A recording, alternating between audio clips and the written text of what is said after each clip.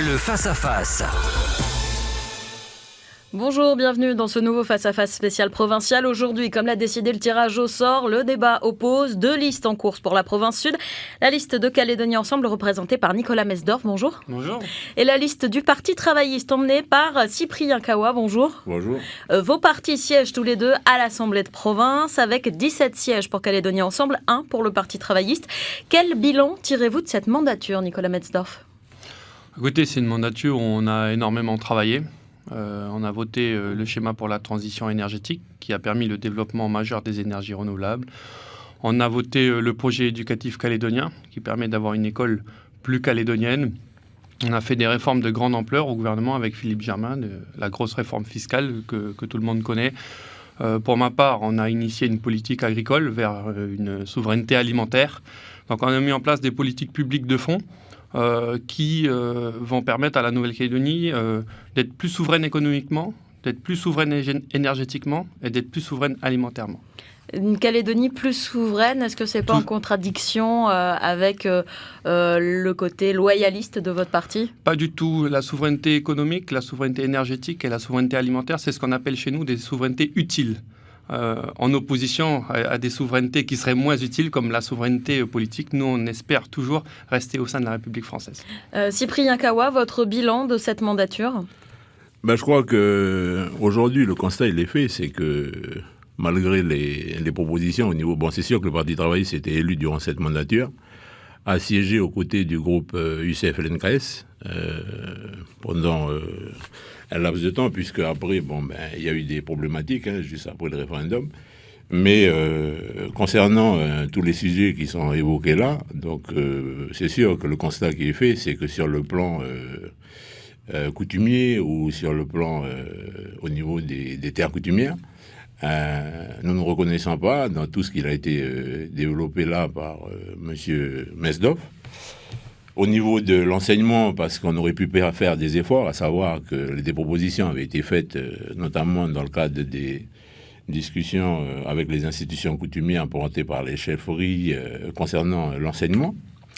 Malheureusement, on n'a pas vu beaucoup de politiques, et notamment de notre groupe à nous, porter ces propositions-là au plus haut niveau pour qu'elles soient prises en compte, puisque c'est quand même une réflexion de l'ensemble des pays canadiens et qu'on aurait aimé que sur ces sujets qui viennent d'être développés, on aurait pu aller plus loin dans la discussion pour pouvoir faire évoluer et plus prendre en compte l'identité kanak dans toutes ces choses qui viennent d'être développées. Et justement, quelles seront vos priorités pour pouvoir aller plus loin dans cette nouvelle mandature ? Donc on voit bien qu'aujourd'hui, il y a une réelle volonté du gouvernement et puis des responsables politiques à la tête du pays aujourd'hui concernant l'agriculture. Donc un observatoire pour pouvoir définir comment on s'organise sur terre coutumière, sur les 62 000 hectares de terre coutumière dans la province sud, puisque aujourd'hui la population kanak est condensée dans les tribus au fin fond des vallées. On a besoin de savoir comment on s'installe, comment on fait le développement économique et puis agricole pour pouvoir accompagner les mesures qui sont proposées par le gouvernement aujourd'hui. Et bien sûr, au niveau de l'environnement, comment on gère aussi l'environnement au sein de ces tribus-là. Nicolas Mesdorf. Oui, moi je m'oppose à ce que dit M. Kawa. Le seul parti qui a fait une proposition concernant le foncier coutumier, c'est Calédonie Ensemble, avec la proposition de loi du pays concernant le bail rural sur terre coutumière, qui est toujours d'ailleurs bloqué au Sénat coutumier. L'idée, c'était de favoriser les locations des terres coutumières pour développer le secteur agricole. Pourquoi louer les terres coutumières ? La Nouvelle-Calédonie, c'est 1 800 000 hectares. Il y a 1 million d'hectares qui appartiennent à la Nouvelle-Calédonie. C'est ce qu'on appelle le domaine, que les Calédoniens connaissent bien. Il y a 500 000 hectares de terres coutumières et uniquement 300 000 hectares de terres privées. Donc nous, on dit deux choses à Calédonie Ensemble. D'abord, l'arrêt des revendications foncières sur propriété privée. Pourquoi ? Parce que c'est aujourd'hui la part de foncier la moins représentée. C'est 16% de la surface du pays. Il faut préserver ces terres privées parce qu'elles sont le support du développement économique et qu'en plus, vu qu'elles sont rares et très demandées, leur prix explose. Donc il faut désormais maintenir le nombre d'hectares en propriété privée et arrêter les revendications foncières sur ce foncier-là. Ensuite, on dit une deuxième chose. Il faut valoriser le foncier coutumier. Parce que le foncier coutumier, c'est un potentiel énorme, 500 000 hectares.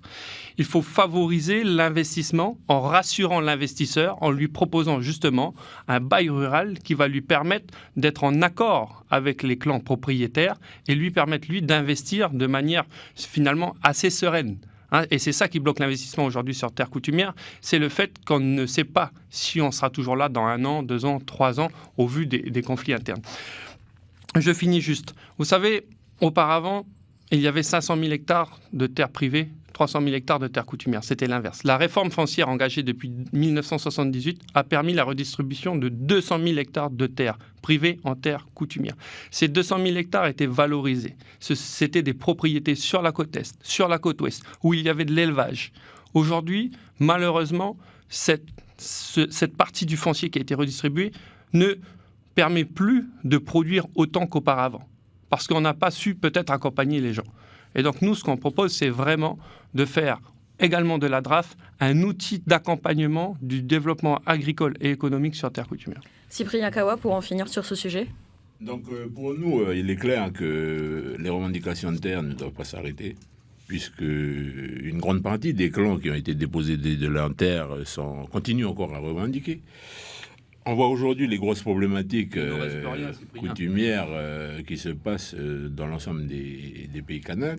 On a demandé que justement on puisse mettre en place une haute instance de résolution de conflits pour pouvoir aider justement la population kanak à gérer les conflits coutumiers. Parce qu'aujourd'hui on est dépassé par la mondialisation, par cette volonté-là de l'ensemble du côté loyaliste, de continuer à marginaliser le peuple kanak, puisque quand on regarde bien aujourd'hui parler de développement sur terre coutumière, ça nous ramène à quoi? Aujourd'hui, quand on voit que depuis 30 ans, on n'a fait aucune proposition pour ce que je disais tout à l'heure, pour consolider l'assise foncière coutumière, pour pouvoir aider les populations à se réinstaller. Parce qu'à la différence des Calédoniens, comme M. Mesdorf le dit, même si aujourd'hui ça représente 16%, c'est 16%, mais on oublie de dire que c'est pour une famille, que deux fois des grandes familles calédoniennes ont des milliers d'hectares. Sauf que nous, dans le monde mélanésien, vous savez comment on est organisé, c'est le monde sociétal. Et quand un foncier est attribué, quand un foncier est attribué, il n'est pas attribué à un individu, il est attribué à l'ensemble du clan. Donc comment on fait pour gérer ces choses-là?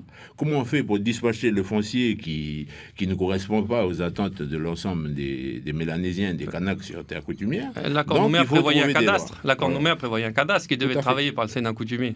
Et alors? Donc l'accord de Nouméa a prévoyé un cadastre, sauf que aucun moyen n'a été mis à disposition au niveau du Sénat coutumier. Les derniers fonds qui ont été alloués au Sénat coutumier concernant le cadastre sur terre coutumière, c'est le chantier bail. Où en est-il aujourd'hui? Là, la question est posée. La question est posée. On va passer à un autre sujet. C'est un sujet important parce que c'est un sujet qui touche énormément la brousse calédonienne. Parce que vous savez, les 200 000 hectares qui ont été redistribués par la réforme foncière, c'est la brousse qui les a redistribués. On n'a pas redistribué de foncier privé à Tuban ou à la baie de l'Orphelinat. Et c'est la réforme foncière qui a permis de maintenir aussi la paix dans notre pays. Et c'est grâce à la brousse que ça a été fait. Donc il ne faut pas passer vite sur ce sujet comme ça. C'est un sujet d'importance, c'est un sujet emblématique. Nous, on est très clair là-dessus. Arrêtons les revendications foncières sur propriété privée. Il ne nous reste plus rien. Il nous reste 300 000 hectares sur 1 800 000 hectares de terre. Et aujourd'hui, c'est ces 300 000 hectares qui permettent d'assurer la production agricole du pays. Donc, protégeons cet espace et valorisons l'espace coutumier désormais. Nous devons mettre en valeur les terres coutumières parce que c'est là que se situe le potentiel agricole. Il y a énormément de terres coutumières sur la côte Est et la côte Est reçoit 2 fois plus de pluie par an que la côte Ouest. Donc il y a un potentiel agricole énorme sur la côte Est.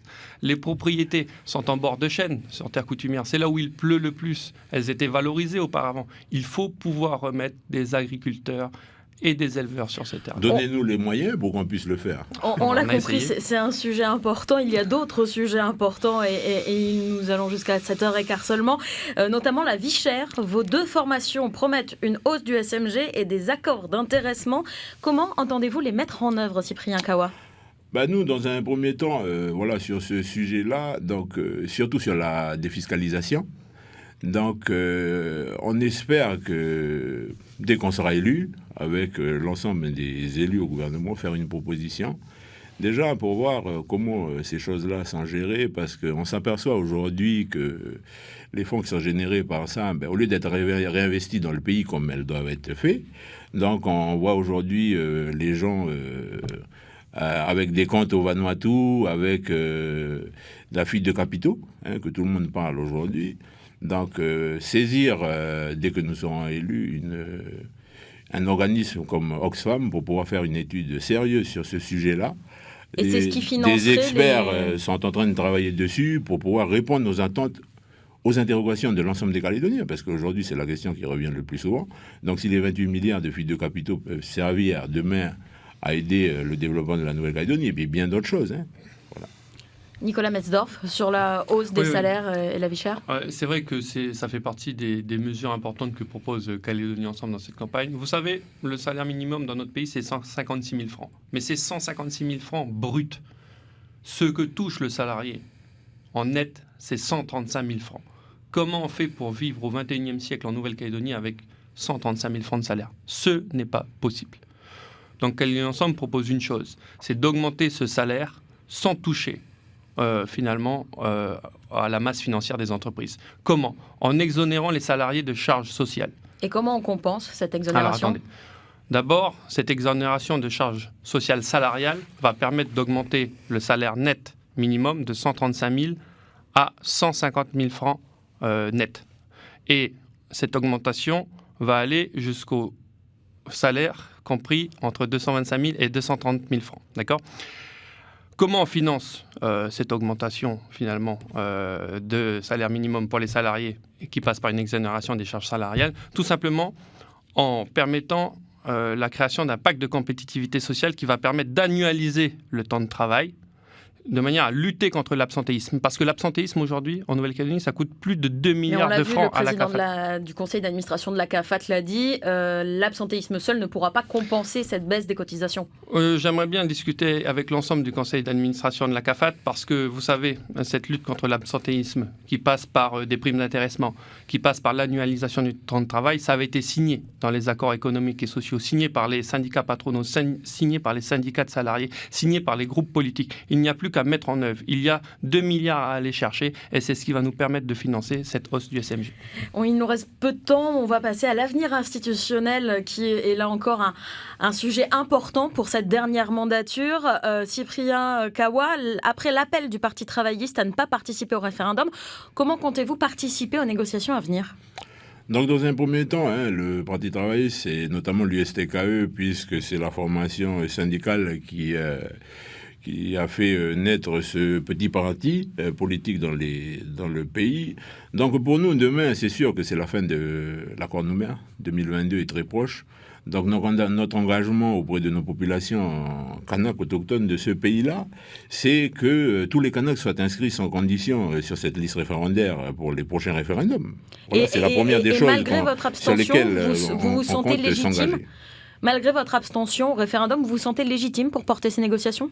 Comment aujourd'hui, je vais déjà parler des forces indépendantistes, comment aujourd'hui peut-on, au nom du FLNKS, accepter que des milliers de Kanaks n'ont pas été inscrits pour diverses raisons par rapport aux critères qui ont été émis par l'État, par les discussions dans le cadre des négociations pour la mise en place de cette liste référendaire.